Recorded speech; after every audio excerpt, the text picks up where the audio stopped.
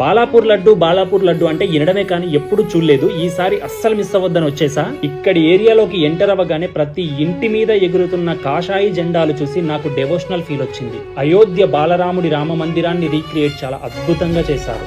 ఆకర్షణీయంగా అటు ఇటు గరుడులు, ధనస్సు పట్టుకుని వీరుడు వలె ఉన్న శ్రీరామచంద్రుడు. అసలు ఈ బాలాపూర్ లడ్డు చరిత్ర ఏంటంటే, ఫస్ట్ టైం 1994 లడ్డు వేలం పాటలో మోహన్ రెడ్డి కుటుంబం 450 రూపాయలకు దక్కించుకొని ఆ లడ్డూని ఆయన పొలంలో చల్లాడు. బాగా కలిసి రావడంతో మళ్ళీ నెక్స్ట్ ఇయర్ 4500 రూపాయలకు మరోసారి లడ్డూను దక్కించుకున్నాడు. దీంతో లడ్డు ఎంతో మహిమలు కలదని భక్తుల్లో నమ్మకం పెరిగింది. ప్రతి ఏడాది అలా పెరుగుతూ 2023లో 27 లక్షలకు చేరుకుంది. ఈసారి మరి ఎంతకు వెళ్తుందో చూద్దాం. అదే ఈ లడ్డు.